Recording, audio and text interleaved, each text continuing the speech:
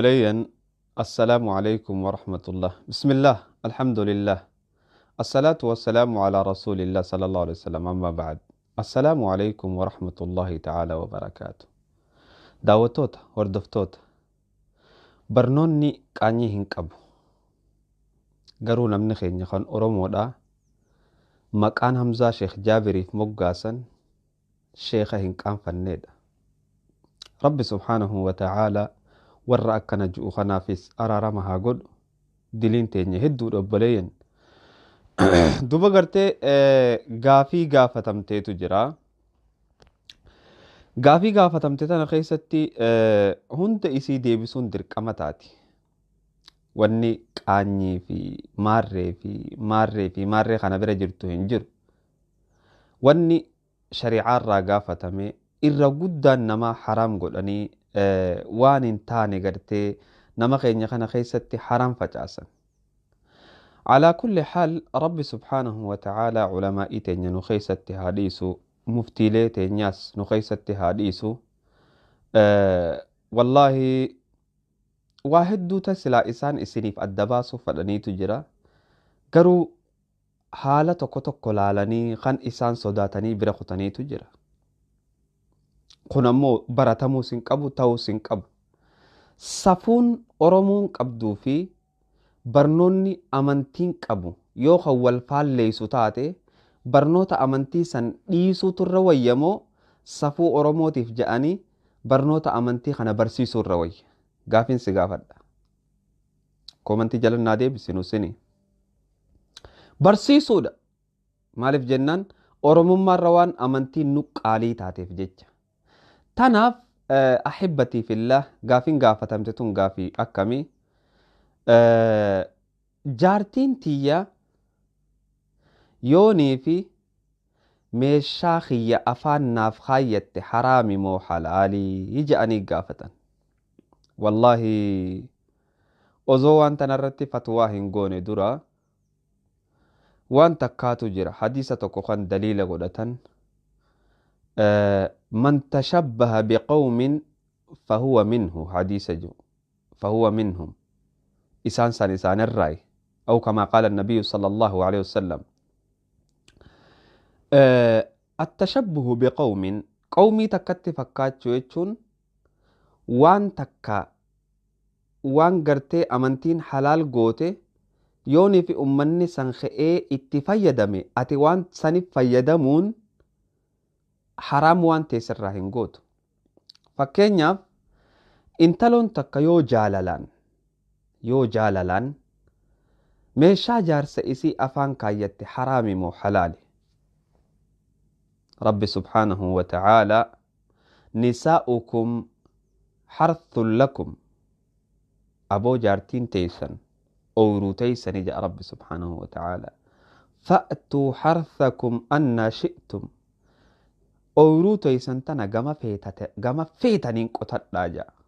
Idhan yoonii fi jaartiin hayyama isiitiin osoo inni ittiin dirqii osoo ittiin godhin meeshaa kiyya afaan naa kaayadhu jeen haraami moo halaali? Waan kana osoo Hamzaa Sheekh Jaabir qoftiin je'ee aboo kuni gartee sheekha kaafataadha waan ifii fadhu fidatee jedhan. Ulamaa'iin Islaamaa ijoon ummata Islaamaa gurguddoo waan kanarraa maal jetti? Osoon anin deebifne dura waan kana na wajji dhageeffadhu Sheekh Saalih Al-Fawzaanii Sheekh Al-Fawzaanii namni wallaaluun jiru waan jee inni deebisu na wajji dhageeffadhu mee. Gabrittiin rabbii takka biyya Masrii irraa gaafii gaafattee akkana jetti sheekha. Waan rabbi aarsaa jaarsi kiyya yeroo hunda dalaga waan kana yeroo hedduun dhoorge waan dalagu kanarraa kaffaaraa kafaluu qabamoo mee maal jettanii nu ibsitan sheekha. Durarratti wanni laaluu qabnu wanni jaarsisii gaafate kun haraami moo halaaliidha? Maaliif jennaan shamarran gariin waan mubaaha ta'e waan haraam hin ta'in haraam faa godhan. Keessaafuu qananii jaarsaa fi jaartii jidduutti waan hedduu takka namni adda baafachuu qabtanii dubbachuu fedhuutu jira. Nabiin Rabbi sallallahu alaihi wasallam akkana jee intala dhiini baatii itti jiru waan hunda godha بكتو نكاح سمالي نكاح يجون ولد دبلمو مالي جي أما إرجم ربي صلى الله عليه وسلم جم دوبات ألت الأفود أدورجي ما عدا ذلك كله من أنواع الاستمتاع واني أموتنا على هندي يعني ما عدا وانتي إسي الاتيان حلالي في واني الحيض تكت وفي حرام الدبر إسي قد فهو هنجرو جتشو حلال بين الزوجين. akkuma amma dhageesse kana subhaanallah caalima guddaadha beekaa guddaadha ijoo ummanni islaamaa amma if dura laaluudha fawzaanii sheekh alfawzaanii caalima guddaa namni wallaalu hin jiru kitaabban isaa dachii tana guutee jira kana qofaa miti caalimootan biraa ta'u maal je'an daariktilii gaafii amma gartee nuti nu gaafatamte kana warra isaan gaafatamteetu jira isaan kunoo laata dhiiroo deebisa akkamit deebisan mina hojje dhageeffadha. هات يا سيدي. لا حياة في الدين إن شاء الله. الدين كله حياء نعم. المداهبة بالفم يا المعاشرة بالفم يا شيخ حلال ولا حرام؟ المعاشرة بإيه؟ بالفم يعني. بإيه؟ بالفم. بالفم إذا سمحت الزوجة بذلك فلا بأس. هو الأصل أن يكون إذا سمحت الزوجة بذلك فلا بأس لأن الأصل أن موطن الزرع هو قبل المرأة. فإذا كانت لذة الرجل في هذه الصورة وسمحت الزوجة بدون ضغط عليها فلا حرج، أما بالضغط عليها لا يجوز. نعم. هذا أبو محمود من الأردن، حياك الله. السلام عليكم فضيلة الشيخ ورحمة الله وبركاته. وعليكم السلام ورحمة الله وبركاته ومغفرته. معلش يا شيخ في سؤال أنت أجبت عليه لأخ من ليبيا من شوية. هات يا سيدي. لما سألك السؤال وقال لك هل يجوز المعاشرة بالفم؟ إيه. فهل هذا من خلق الدين أن توصل للدرجة هذه؟ أنا يا سيدي قلت فأتوا حرثكم أن شئتم وجماع المرأة في قبلها، فإذا كان الرجل يشتهي هذا وسمحت له المرأة بذلك فالذي يظهر أنه لا حرج، أما أن يضغط عليها فلا يجوز أبدا، والله أعلم. معلش أصل الحاضرين بيستمعوا للسؤال تلبس عليهم الموضوع جزاك الله خير، فأردت أن أصحح لهم إن ذلك ليس من أخلاق المسلمين يعني بعد إذن سيادتك. الجواب كما أجبت بتوفيق الله فيما يبدو لي، وأسأل الله أن يزيدك غيره. نعم. akkuma amma dhageesse kana obboleessa kiyya obboleettiiti shayni maal je'ee deebise afaan arabaatiin gaa isiniif jalaa hiike wanni gartee haraam godhaa takka hin jirtu je nama keenya keessa wanni kanaa yoo gaafatamte aboo kun gaafataan kee isiin ja'an waan feetan nuun ja'a waan feetan naan ja'a waan amantiin halaal goote takka haraam hin goonu waan amantiin haraam goote takka halaal hin goonu billahi alaykum fattaqullah rabbii keeysan sodaadha waan jettan keeysatti waan barsiiftan keeysatti tanaaf hoggaa gara gaafii teenyaa deebinu egaa intaloon takka jaarsa isiitiif yoo meeshaa afaan kaayyatte haraami moo halaali kamaa samictum akkuma ulamaa irraa dhageysan لا حرج فيه ركون تكت إسين قبضه هنجرت التشبه بقوم جتشون قومي تكفكات جتشون وان أمنتين حلال قوت خيست يو إساوان كان قدن والنسان حرام تهجتشو لا تناف غافي لبرات استغافة من نقبنا غافي تنمو نما هدو خنجلا چلسون هنتاتو ديبسون درقمتا غافي نغافة متتون غافي أكميتيو خنا gaafattu taate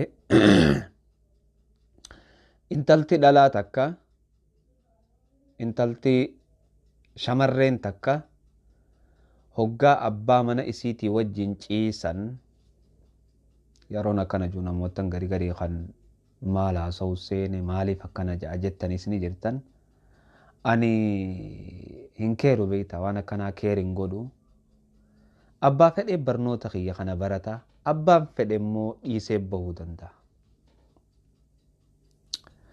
Maaliif jennaan namni tokko yoonii fi ati waan takka ta inni durumaahu irraanfatee jiru itti fidde wallaalee jenereeshinni wallaalee jiraa hujeetuma bira kuta akkana hoggaan jiru waan nama keenya keessa dagatamee wallaalamee firraa dhiifame. dhalaan abbaa mana isiitii wajjin ni gammaddi jechuun nama keenya keessatti irraanfatamee jira. Macal asafi shadiid dhiifama guddaa wajjin please yoo programni kiyya kun siif hin ta'in keessaa bahi willig jee keessaa bahi maaliif jennaan siifuu hin taane teessee hin laalin jechuudha. Okay, programni keenya wanni nuti arraan tana irraa haasa'uu deemnu intalti dhalaa takka gaafii hedduu jira tana qofaa miti hoggaa jaarsa isiitii wajjin raftu yookaanuu gammaduu deemtu osoonii fi isiin hin gammadin jaarsi irraa ka'a. Tun ammoo mushkila kabiira, mushkilaa guddoo nama keenya keessa jirtu. Ati maa waan akkanaa haasawita? Maa waan akkanaa goota warri jettan? Namni waan akkanaa siyaasa hin jiru kanuma qiyaamaan si geessi osoo ati raahaan harkatin. Osoo ati hogguu manuma keessa heerumtee faayidaa heerumaan barina kanuma qiyaamaan si geessi. Yoonan siif hin himne namni sitti himu hin jiru waan tana qaanyitti si barsiisan. Tanaaf maa waan akkanaa haasawita wanni kana waan akkanaa ni feetaa miti likkifeeta. Yoon feene amma viidiyoo tiyya tana keessaa wallik jeeyibai akka naman feeneef hin godhin. Wanni ni waan tana haasoo jiruuf obboleeyyan kiyya kan rakkoo akkanaa qaban akkamitti qaamni isaanii kajalaa bade katakkaa gammachuu hin arkin kun akka itti gammachuu arkuu fi danda'u akkaataa itti fedhiin dhalaa dabalamuu dandeessu. Takka agartee abbaa kiyya achumanuma keessaa agartee duboo qooshaa diddibattee diriyaa fokkotaa fi ajaawaadhaan deddeemte jechuudha. Maaliif jennaan isiin raahaa waan tanaatu hin beektu jechuudha. Tanaaf guutumatti sittiin dheereysu jaartiin jaarsaa wajji hoggaa gammaddu nama keenya keessatti harka dhibbarraa 10 yoo ka gammadu jiraate harka 10% 90 gammachuu hudhiisi waan gammachuun taatee hun agarre. Maaliif jennaan kaan irraa hallaganii irraa ciranii irraa xuluqanii jiran kaan ammoo gartee ati alaa kulli haal rabbi subhaanahu wa ta'aalaa jenereeshinaas dhufu najaa haa baasu dhukkuba kana jala dhukkubni kanarra badaan jiru kanamni ficcallisee mana keessaan taa'u. Duba obboleeytii tiyyata gammachuu jaarsa keetii wajji arkachuu feetu anaas si hima fedhiin teekkatti dabalamtu akkaataatti akka jaarsa keetii gammadu atis gammaduu dandeessu anaas si hima. Qaceellotti gurra kee bani na dhageeffadhu. Qaceellotti gurra kee bani na dhageeffadhu. Kaan ammoo jechuun mana keessan keessa teessanii akka prograama kiyya kana hordoftan qubaan qaba. Hattaa warri prograama kiyya jaalatuu fi ka prograama kiyya jaalannilleen taa'ee na hordofa. Akkasuma wajji Hamzaa Shee Jaabir namaatu arrabsite. Waan takka siif haa himu Hamzaa Shee Jaabir jechuun ilma namaa kana kabajaa kijibaatis kabajuun fadhoon. Kabajaa gartee alla sheeka keenyaa dhufe maarree keenyaa dhufe alla akkana waan hin taane takka kabajaa hin taane takka firra fi'uus hin fadhoon. Ani yoon nama kabaje dhuguma saniin nama kabaja malee hin fakkeessuun fadhu. Waan kana ati maaliif waan kana haasoytaa warri jettan yoonan siifin haasoyne ozumaanan siifin haasoyne dajjaalsin dhufa. Haasawuun ammoo barnoonni immoo dirqama jechuu barbaadeeti. Wanni ati gootu qaceelloo dhagaifadhu obboleettii tiyya. Tagartee rakkina kanaan rakkamtee nama itti himattu dhabdee yoon jaarsa kiyyattiin hima jee gartee jaarsa kiyya narraa aara jettee yoon nama kaan ittiin hima jette gartee aboo namni kaan tun baalageedha kaafattuudha naan je'an jettee calliftee teessu dhagaifadhu naatu siif hima. Istiinumaa namaan gootu. Anaas si hima wallaahi. Buzuura jarjiir giraama 130 fidda muka kana buzuura jarjiir kajaaniin giraama 130 buzuur al rijla giraama 40 fidatta. Qaceellotti sammuun na dhagaifadhu. Buzuura rijla giraama 40 fidatta. Maaliif ni mujjira akka shamarreen takka fedhii isii keessa badde tatakkaa waan fedhiin taate hin arkin fedhii tana agartuuf waan isiin godhu jirtuun himuu jira. Maalin jedhe giraama 130 buzuura aljarjeer muka kana firii tana giraama 40 buzuura rijila firii tana ni fidda walitti daayita. Gurra keebani dhageeffadhu. Hoggaa walitti daayitee ficaa godhattee kaayyetta. Waan walitti daayite kana giraama 130 fi giraama 40 meeqa walitti tahan? Giraama 170 walitti daayitee jirta. Hoggaa giraama hanga kana walitti daayitee waan yeroo takkaatii beekee kaniin si himuu deemu. Deema giraama 340 fidatta. Waa hunda giraamaa wajji deemuu qabna. Akkanumatti akka gartee warra kaanii giraamaa malee namaa kannanii giraamaa malee namaa kannanii kaanii sosoo garaa yaasuu kaanii sosoo maarree tahuu du'ee isin hin goonu abba. Abba zamanni zamana teeknooloojiiti. Namni kun maaliin jiraataa namni kun maaliin dawaatamtu isa godda'aa beekuu qabna. Boodatti wal jalaa harkifachuun gaarii miti. Okay, deema giraama 140 fidatta. Deema giraama 140 kanatti waan hangaree fukaniin daakisiin jee kana fiddeenidha. Waan guyyaa takkaati. Ni nyaatta. Haala kanaan guyyaa 7 fayyadamta. Taakka jee tuwwasfii duraati. Guyyaa 7 fayyadamta jechuudha. Haalaan ammaan siin jee kanaan. Wasfii lamadaatiin sii himagaa. Gurra keebanii na dhageeffadhu. Ana malee namni sii himu hin jiru.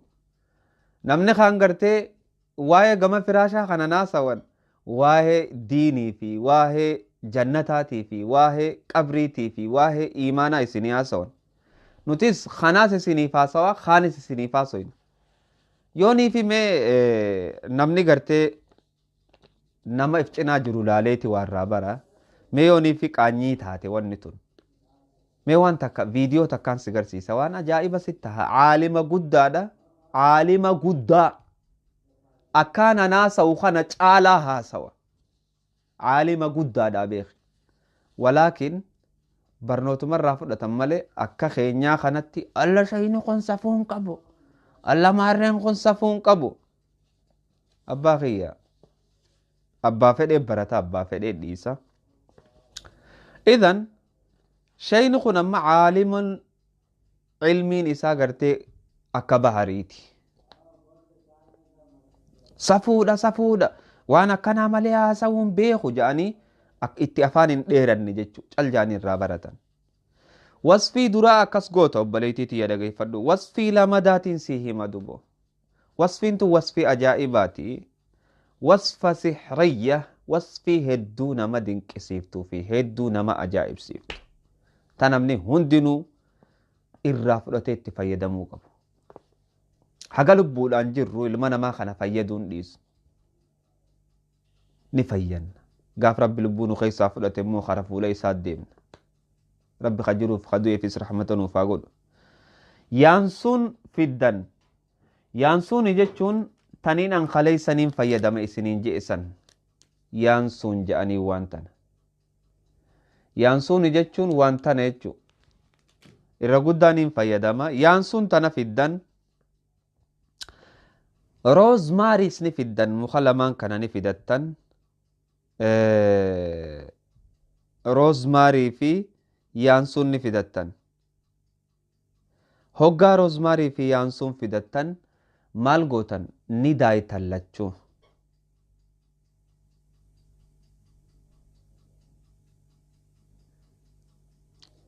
Lachuu walitti daayitan. Roozmaarii fi yaansuun walitti daayitanii wali hurreessitan. Walitti daqiiqa wal qixa fiduu qabdan. Yoo kana rubuu fiddan kaanis rubuu fiddan. Yoo kana nus kiiloo fiddan kaanis nus kiiloo fiddan. Yoo kana nus rubuu fiddan kaanis nus rubuu fiddan. Wal qixa ta'uu qaba. Isaan lamaan kana hoggaa walitti daayitee guyyatti kubbaayyaa lama dhuyite obboleettiitii. Kubbaayyaa lamaan kana hoggaa dhuyite waan hedduu tagartee dur namni keenya murichaan sirraa balleeysee fi tagartee fedhiis hundi ati alaa kulli haal hoggaa waan kana itti fayyadamtee agartee du'aayi qofa akkanaa gootuun fadha ol baaftee illee ifiin himin. Tanaaf ammallee obboleeytiin teenya takka maal jettee gaafattee harma gartee gama bitaa kanaatu na dhukkubaa jette. Obboleeytii teenya harmi kun waa hedduuf nama dhukkuba. Waan gartee dhukkubbii harmaa kana sirraa hochiisu haruma gabaabaayyoon siif hime. Dura dursoo yoonii fi ilmoo kalluysisutti hin jiraanne taate muka harmal ja'aniin kana giraama 15 daakii bishaan itti naqii bishaan ho'aa wajji dhugi. Dhukkubni harmaasa yoo ammoo ijoollee luysisaa jiraatte muka kanarraa fagaadhu. Taan ammoo warri biraa waa hedduu waa'ee laguu kanarraa na gaafattanii waa'ee laguu kana ammoo yeroo hedduun irraa dubbadhee hattaa laguu nama boochiftu jeetiin viidiyoo tanarraa kaayee nama sagaraan darartu jeetiin viidiyoo tanarraa kaayee waa hedduu takka taniin amma duraan barsiisee dabarse ta isin na gaafattan hedduutu jira. Tanaaf obboleeyyan kiyya walirraa fayyadamnee wal haa fayyannu. Walirraa fayyadamuun waan hedduu anaas fayyadaati isinis fayyadaati. Rabbii waliin nu haa fayyaduun isiniin ja'a. Haga gartee viidiyoo biraatiin walitti deebinutti warri viidiyoo tana laaltan laayikii qofa isinirraa barbaanna malee maallaqa nuu kafalaa isiniin hin jennu akka viidiyoon tun nama hedduu bira geessuuf. Ammas warri chaayinaala keenyaaf haaree taatan subscribe godhuudhaan inshaallahu ta'ala hordoftanii dawaalee adda addaa irraa argachuu dandeessan. Chaayinaalli kun chaayinaala Hamzaa Sheekh Jaabiri loogos ta mataa isaa qaba. Loogoo mataa isaa qaba jechuun takkaa loogoo namaa hatee hin beeku jechuu fadheeti. Tanaan isinii dhaama haga viidiyoo biraatiin walitti deebinutti assalaamu alaykum wa rahmatullahi ta'ala wa barakaatu ila liqaa.